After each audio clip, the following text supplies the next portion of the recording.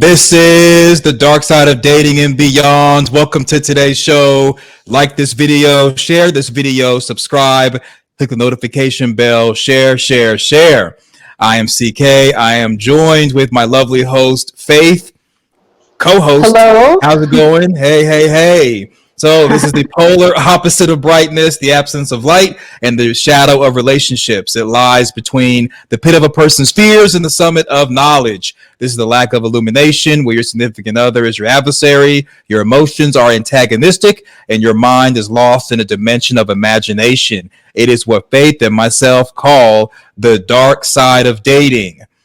Yes, we will use conflict resolution, critical thinking, and problem solving to turn the gender war into a gender door to walk through and build. Yes, it's going to be a very, very exciting show. A lot of vindication, and a lot of people are going to get their feelings hurt, which is all about the dark side of dating. So how's it going, Faith? How are you? Oh, it's going great. Like you said, a lot of people are finally going to be vindicated because we do a lot of talking about interracial dating, Black men dating out, Black women dating out. Nobody likes it.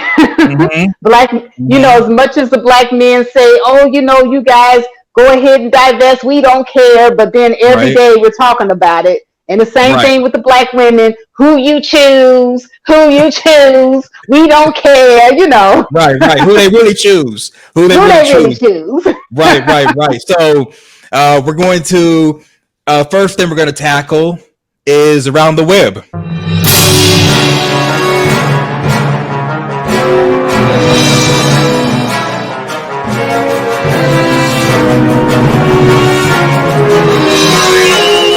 There was a viral video with Kevin Samuels talking to another young lady. Everybody was polarized by the video. Some people were like, yeah, she's ordinary. She's an average woman. She shouldn't be trying to get a level up. Shouldn't be trying to get a six-figure man. And on the other side, people were like, well, she looks attractive. She looks good. If she makes six figures, why can't she get someone on her level? So I know you've done your video. I've made a video. We pretty much are kind of center when it comes to our thoughts on it, because there's different ways you could dice it up, and it was limited amount of information outside of what was on the World Star of Hip Hop clip and on Kevin Samuels posting the full interview.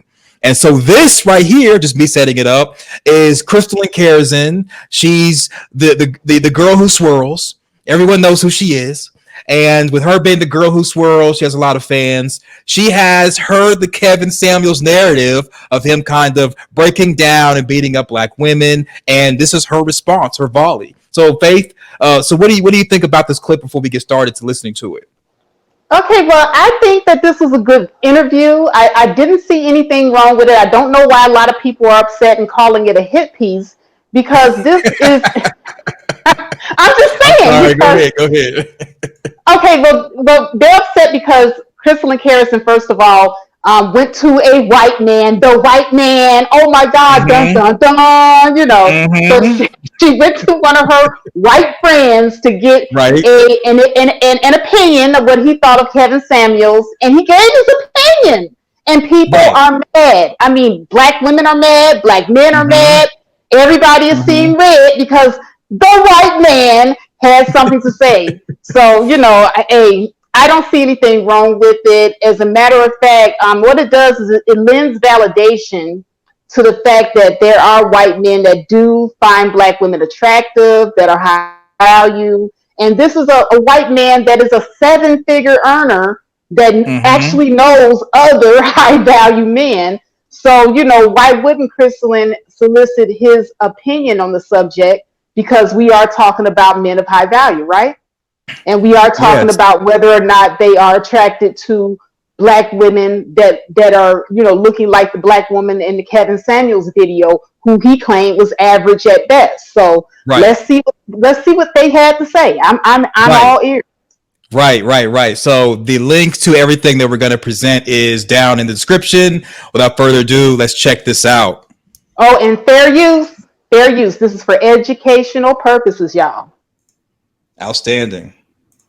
Thanks, Faith. Let's see. That we're talking about today, and we're talking about high value men. So, Jordan. So there's been a lot of talk about what is a high value man, how to get a high value man, what high value men like, what they will tolerate, what they won't tolerate. I'm asking you right now, there are 1,000 people listening to us right now. What do you define as a high value man? I mean, this is going to be a little bit of a flexible definition, but to be honest, somebody who has principles that they adhere to that are actually transparent, and they can be good or they can be bad, I suppose, right? You know, there are guys that I worked with when I was a Wall Street attorney that were like, money is the most important thing, power is the most important thing, but they didn't necessarily mistreat people and they didn't lie to people, and I thought that was admirable, even though I disagreed with their values. I really didn't think money and power were important, you know? But there are a lot of people that mislead others or are guided entirely by their insecurities. And that's the video that I'm sure you're going to talk about in a second, where, you know, you see people that are just projecting their baggage onto other people and making them feel bad because they don't really have transparent principles. They don't really have values. Like, I guarantee if we ask the guy in the video if he has principles, values, whatever, he will say yes, but he would not necessarily be able to articulate those, or he'd give us some boilerplate garbage. So a high value man has values that and goals that they go after and achieve, but they're transparent about them. You know, they might say something like, I want to get married and I want to have kids and I want to build a career, but my family comes first. And then they act in accordance with those values. They don't go around cheating all the time. They don't work 7 days a week and never see their kids because their career is more important. They don't end up, you know, taking stupid risks to make more money and put their family at risk. You know, you have people that adhere to their values, and people slip up from time to time. I'll give them that. But, you know, you have a high value guy is somebody that goes after what they want and is transparent about it, isn't rude about it, doesn't push their insecurities off on other people, and is willing to, in many cases or most cases, is looking for a partner, you know, that is going to be on the same page. You know, I don't see, it's sort of like porn, you know, when you see it, right? Like a high value man, right? Like you don't necessarily need like an academic definition. I know a lot of guys that they look high value, they're wealthy, they're doing well in their business, but their personal life is a mess. You know, that detracts seriously from somebody's value as a partner, you know, and you might take different types of value inside a relationship and both in your career. So a high value man, I assume what you're asking, is somebody who has both their career and their personal life together, right? They're not a workaholic with no friends. They're not somebody who's divorced twice and has an estranged family, never sees two kids that they, you know, that are 13 now, they had when they last saw when they were 2, right? Like, they're not that person, but they wear a suit, so they're high value. No, that's not what that means, right? So, like, all right, we'll take a break on that. And this is the part where people are saying that it's somewhat of a hit piece. In that, yeah, he definitely threw some shade. He definitely, there was a lot of shade. Yeah. And just, you know, just to him coming across and just saying that if they were to talk to Kevin Samuels and he would talk about his values, he would give something that's vague in general but nothing concrete. You know, there's just, why not ask him? But that's so that right there is the reason why a lot of people were like, this is a hit job, it's a hit piece. And I like his definition of high value man. I think it's more to it than just money. So I like that he incorporated that. Any thoughts so far before we go back to the interview?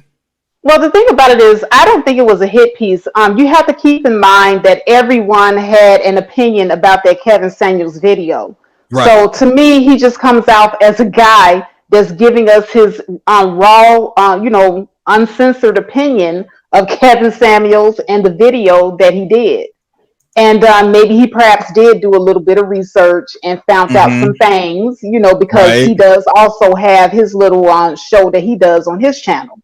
Right. So, you know, 9 times out of 10, just like you and I did our research, he probably did his too. And that's his opinion. You know, it wasn't in Kevin's favor. That's all. The same way that when Kevin does his shows and he's not fair, he don't let people talk. He pretty much, turns things in his favor on his show.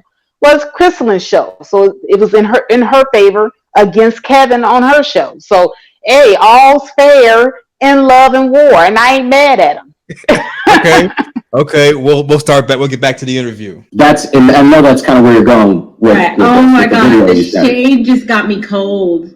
Woo, the shade, the shade. Okay, so I made you, I said, Jordan, before we go on this show together, you have to see this clip. And you said some things, and we don't have to do the things that you said, but let's talk about, and I'm just going to play the last part of it, because it's just, I mean, at this point, the thing has gone viral. It's been seen almost 2 million times. I think we've seen enough of the clip to not have to. Yeah, I don't want to, delve any more into that, because this woman has been, blasted all over the internet as it is. What did you think of the woman? You saw the whole clip. What did you think? What I think from what sort of, what do you mean, from what perspective? From an aesthetic standpoint, he said that she's average at best. I would disagree with that. I think that the first thing I noticed was that she was attractive. So I think earlier in the video he said she's like a 5 or something like that. I don't think that's even remotely close. This is the reason why it's kind of like pandering. She rated herself as a 5. So he didn't rate her as a 5. She rated herself as a 5 before makeup, a 6 with makeup. But in her, but he did agree with her, and then he did tell her that she was average at best. Right. So he did kind of, put her in that category. He didn't say no, you're much more attractive than that. You're selling yourself short. He did say that she was average at best. In her defense, he doesn't allow people to say a 7. So because you can't use 7, right? But even if you can't use 7, though, I mean, he's telling the woman that she's average and not even above average, and the woman was well above average. She said she was a 6. A 5 and a 6. I mean, but if he was being honest, he would have corrected her. You mean like told her that she looks above average? Yeah, he would have told her, well, I wouldn't have went that low, or I would say 6 or 7 or 8 or so. Well, he don't use a 7 or 8 or a 9 or something like that. But he didn't do that. He didn't correct her. I think that this woman was not a 5 at all. She was way above a 5. Well, she threw out her own number, so you can't really correct her if she's, pretty much picking her own number and how she sees herself. That is BS, because I have seen many a times when women are fishing for compliments on these YouTube streets, and they'll go out here and say, "Oh, I'm just okay looking," and then here come the simpage and all the men flooding in to let her know, "Oh no, you're fine. Oh, you way better. You a dime. Oh, you men. If he could have corrected her, I'm sorry, sir, but I have to disagree." Well, see, okay, that's the thing.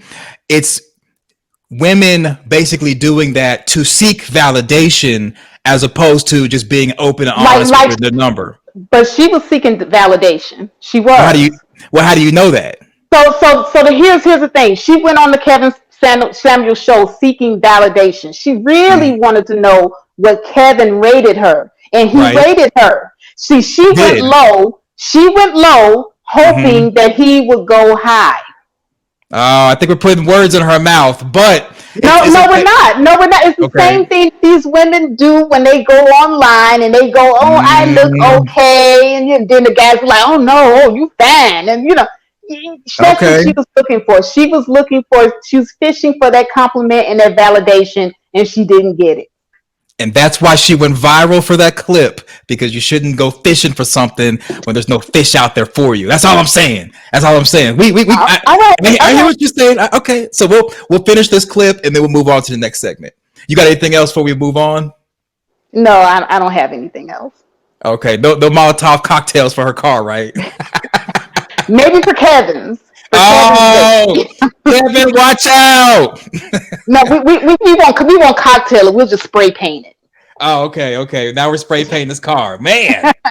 They ain't no joke, y'all. She's no joke. She's definitely not a 5. That's an attractive woman, unless there's something I'm not seeing below, but from a face perspective, like, she's very attractive and she's well dressed.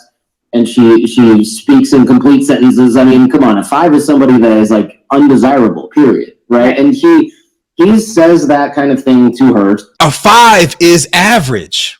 Yes. So for him to say, so you agree that a 5 is someone who's undesirable? Are we really? No. I'm with you on this. 5 is average. And this is there's nothing wrong with that. And this is why people are saying he was pandering and dog whistling, because the fact that he said a 5 is undesirable, she can't be a 5, is kind of like indirectly saying that she's higher than a 5 because a 5 is butt ugly, undesirable. Whereas you and I, with us not pandering to either person, with us not dog whistling, we're kind of like, well, a 5 is still good. You know, a 0 or a 1 is undesirable, but a 5 is average. I would say I'm a 5. 0 to 4 is bad, okay, but 5 to 7 is, it's pretty average. Right. It's doable, right? So at this point, this is where people were talking about that he's pandering and dog whistling. That's it. So we'll play a little bit more to make her feel bad and to put her in her place, as he probably thinks he's doing. So that initially was what struck me as just kind of horrifying in a way, and rude and unnecessary. It's weird because he couches his advice, and I'm going off on a tangent, so feel free to stop me. But he couches his advice in like he goes, "You need to go to therapy," and I'm like, "Oh, good, he's recommending therapy." And then he's like, "Because you broads this and that," and I'm like, "Oh, okay, you just discredited yourself." I'm a big fan of therapy. I think people should do it when they have actual problems to handle. But her problem isn't I have a delusional opinion of myself that's unwarranted. Her problem is she listens to guys like that. I think that's like a bigger problem. I don't really get what this guy's deal is, but when I learned more about him from you, I was like, okay, this is like an unhealthy guy who's had unhealthy relationships, who isn't high value, not standing up for his own values. Why is he divorced 2 times? Why does he not have a healthy relationship? And if you're giving advice, I did talk radio for a long time with Dr. Drew and Adam Carolla and doing Loveline and shows like that. If someone makes you mad on a call, you don't have this weird emotional reaction where you're like, "Wah, get off of my phone, I'm going to curse at you." Why would you do that? Are you a child? Are you a child? My kid gets angry when I take away his toys. Is that what you, as a 51-year-old man or whatever, is that what you were supposed to act like? Would you want your kids to act like that? I wouldn't even want my kid to act like that. So I think that's ridiculous. When you get mad at somebody on a radio call, all you're saying is, "I can't control my emotions." So I don't know how many people who are in a place where they can't even control their own emotions to somebody who isn't really doing anything. She didn't call up and insult him or anything like that. She just, quote unquote, isn't listening to his advice. She's defending herself in a way, not even, barely defending herself. Mm-hmm. And he thinks that that's somehow offensive because she's not fully submitting to what he says and saying, "Oh, you're so smart." I think we're good right there. I think we're good. Yeah. He shots fired. Definitely shots fired. It's all good. Like you said, we come on here, got to have a thick skin. And they obviously watched the shorter clip, but not the longer one, because she called in on a day when it wasn't that time to get advice from him. And he said he was using it as a teaching moment. At that point, I would have hung up. Because if you're going to use it as a teaching moment, that means I'm going to get clowned. What do you think? Yeah, I agree. That phone call should have lasted 30 seconds. Like 30 as soon as I saw him rolling his eyes and, doing his little Kevin, going into his Mr. mode, and it would have been like, "Oh, is that right? I'm average at best." Click. The phone call over, no show. This wouldn't have even went viral with me because I would have hopped off. They would have said Faith ran. They would have been saying Faith ran. I sure did. I would have been gone. No show for you. No show for you. Okay. All right. So now moving on to the dark side of dating and beyond.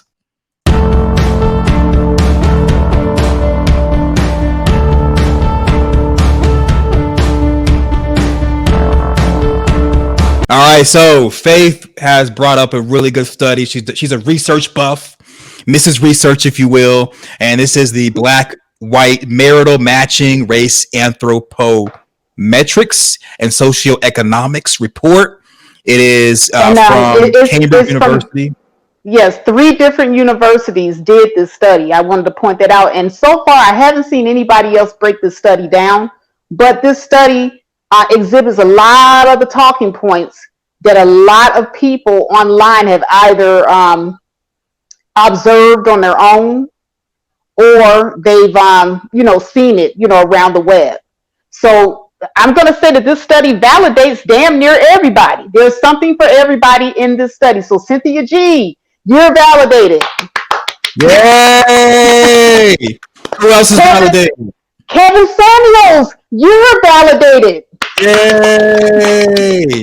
Who else gets an award? Oh, Tommy, you're validated. Thomas Sotomayor, yay! Hey! So all of you guys are validated. O'Shea Du Jackson, who else? All of the female dating coaches. The Faith Jones channel. Yeah, I am freaking validated. Yay! And if anybody wants a copy of this report, it's in my Discord. The link's in the description to join the Discord, and the link for the actual article is in the description as well. Black women who marry white men tend to be thinner and more educated than black women who marry black men. White men who marry black women tend to be poorer than white men who marry white women. White women who marry black men tend to be fatter and less educated than white women who marry white men. Black men who marry white women tend to be thinner and poorer than black men who marry black women. Controlling for a woman's BMI and education, black women of white men tend to have heavier and richer husbands than those married to black men. Controlling for a woman's BMI and education, white women of black men tend to have thinner and poorer husbands than those married to white men. So it looks like that in both scenarios, whether it's a white man or a white woman, the white man is going to be heavier and richer with his black woman, and his black woman is going to be thinner and smarter. Whereas the white woman is going to be heavier and dumber if she's with a black man who's going to be thinner and poorer as opposed to his counterpart. Exactly. And what they call this is, there was a term that they use in the study, and this term is very important. It's quite interesting that Christelyn Karazin says all the time on her shows that, she tries to tell black women that if they want to attract men of opposite race or opposite races, that it would be in their best interest to be fit and to lose weight. And basically what this study is confirming, this study is actually validating what she has been trying to tell black women. A lot of black women got angry at relationship coaches like Christelyn and Nicole Michelle, and just to name a few. They got angry because we don't like when people attack our weight. Black women, we are very, very sensitive about that particular subject. But the fact remains is that this study does legitimize that claim. This study pretty much states that white men will not couple with a black woman outside of his own group unless she is fit and educated. And so there are two talking points here there's one is being validated, and that's the talking point that black women do need to be fit in order to attract men of other races. And then the talking point about education not being important. This talking point, usually given by a lot of black men, has been debunked by the study because men of other races typically couple with black women who are fit and educated. So you don't let anyone tell you, if you're looking to date outside your race, that your education isn't important when trying to attract someone outside the race. It's both. Your physical fitness and attractiveness and your education will put you in a much better place as far as attracting people outside the race. And that is according to the study. The social status exchange? Yes. Yeah.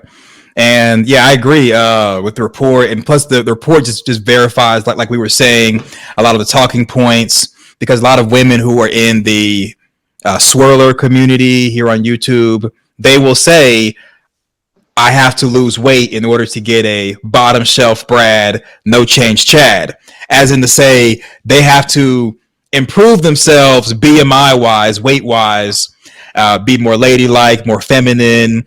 They, use their natural hair, look better as far as makeup or no makeup, take care of themselves, eat better. They literally are improving themselves to get the low hanging fruit of non-black people. So a lot of swirlers say stuff like that. They even say, well, if he abuses you a little bit, it's okay because you're in a mansion, you got these cars, and even if he is overweight or he's old and ugly, it's okay because you get all these resources. And that, I'm not going to drop any names, but a lot of the dating coaches say stuff like that, like get them old and ugly, including get them fat. This report has it to where a white man who is overweight but is rich is going to get a black woman who is thin, she looks good, and she probably is like an 8, 9, or a 10. And okay, the same thing. And I just want to interject because that term social status exchange comes in exactly here. Because when it comes to dating outside the race, this study pretty much states that white people do not desire to date outside the race. There isn't a high prevalence of them doing it because they consider it dating down when they get with us. And that is what this study has concluded. So the social status exchange pretty much states that really and truly, they don't really get a whole lot out of being with us. Our social status actually goes up when we're with them. But when they're with us, their social status is actually going down. So the exchange is when they do get with us, we have to be either, they mostly want us to be physically fit and pleasing to the eye. And if you're a black woman, you also have to be educated and smart. Now, black man, you only have to be physically pleasing to the eye, because most of the black men that date out, they usually date white women who are overweight. And I think that's what you were getting ready to allude to. And the white women that are overweight, they usually are dating white women that are more educated than them. So the more thinner, fitter black man is coupling with a white woman who is bigger than him, but more educated. And the trade-off for her is she gets this really slim black buck that she can, show off to her friends and parade around town. That's the only trade-off she gets. There's no other trade-off, no social elevation whatsoever. She just has a good-looking black buck. Basically, what that says to me.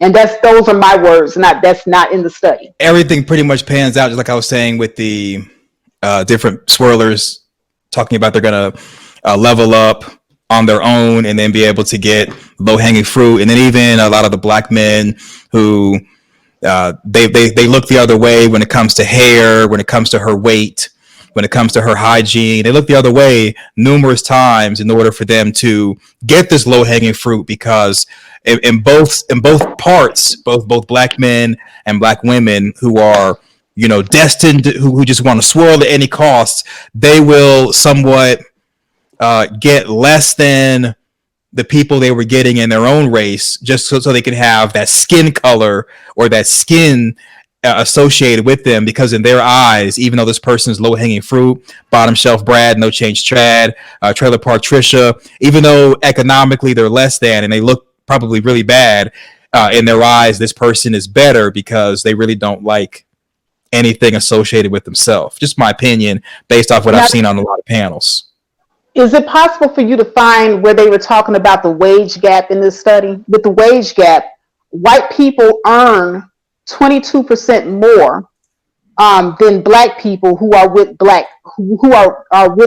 other black people. So white people who are married within their own group, they earn 22% more than black people who are married within their own group. The only time this isn't the case is when it is a mixed couple, a black-white union. there is no wage gap when there is a black-white union. And so what that tells me is the interracial marriage, the interracial coupling benefits us as far as the doors or opportunities that open up for us when we're with white people. So a lot of people are vindicated. I've heard quite a few people say that, when you, date outside the race or outside the group, you have access to many windows or opportunities. And this study pretty much validates that talking point when you see that the wage gap closes with interracial couples and not with non-interracial couples. Did you find it, CK? I did. So a quick inspection of wages reveals the well-known white-black wage gap. Within same-race couples, the average hourly wage of whites is 22% higher than that of blacks. However, we do not find a wage gap between blacks and whites in mixed couples, which pretty much supports what you're saying as far as doors being opened up, and their wages are very relatively the same because of those opportunities. And also, when it comes to the low-hanging fruit, 50,000, well, let's say like 50,000 a year for a white person, which could be seen as the lowest of the low for the profession, could be seen as the highest of the high for us, especially if you want, let's say, a non-black person. And also, they're making more money because of different reasons. So in actuality, they would pull you up to where they are with those opportunities, and we wouldn't want more for ourselves as a mate, as long as they're pretty much non-black.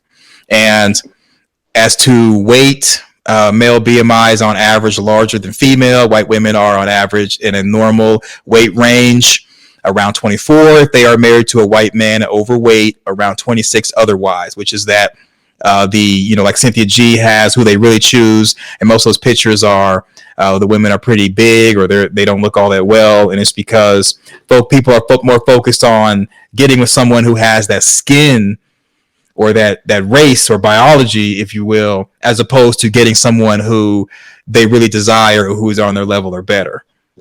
Exactly. And then usually the white women have more education than them. So that means that on some level, she's able to also take care of them. There is another portion of the report, if you scroll down further, that talks about cohabitation. Cohabitation rather than marriage. One may wonder whether the rare prevalence of black woman, white man couples is only found in marriages, but not among cohabitating unions.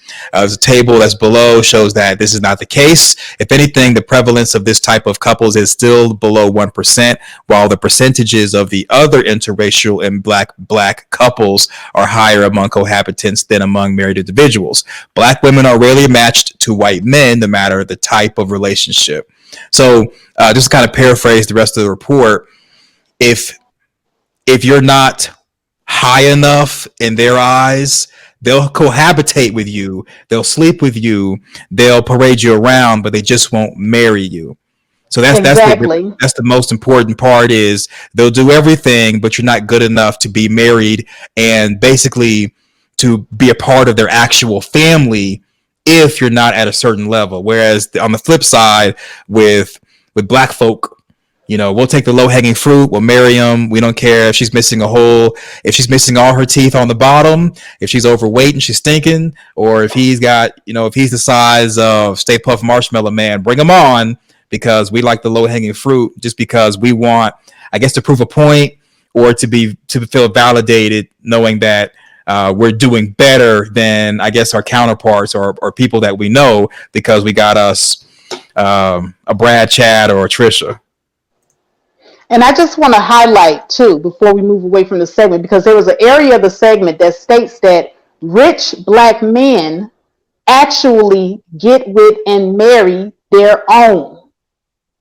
And I think this is very important, because this is debunking a lot of talking points that high-value black men go get their passports and they go date out and all this type of stuff. But according to this study, that is not the case.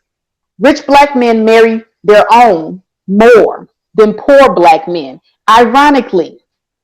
So if a black man is to marry out, and marry being the operative word, he's going to be poor and thin. But if a black man marries within his race and he's rich, he's going to be overweight and rich and marry his own woman. So the thin, poor black man marries out and he marries the fat, overweight white woman. The rich black man marries his own black woman, according to the study.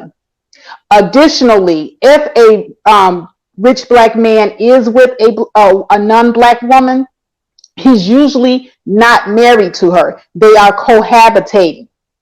Now, it's ironic that these women will cohabitate with these rich black men. But when it comes down to marriage, they're not marrying these rich black men. So what this is telling me is they're with you until they find something better. They're with you and they're going to make damn sure they don't get pregnant. And if they find a Brad or a Chad that has money, they're gone. So that kind of segues us over to the text messages that was discovered. And I don't know what site it was. I don't know if it was on Twitter. I saw it on Lipstick Alley. O'Shea did a piece about it, as well as Tanya TKO and quite a few other content creators. But did you want to go and pull up those text messages? Because basically, this is exactly what these white women were saying. And what they're saying is validated in this study. Rich black men with white women, they're not married to them. They will cohabitate, live with you, but they will never marry you. Going the distance. Catch y'all next time. Peace.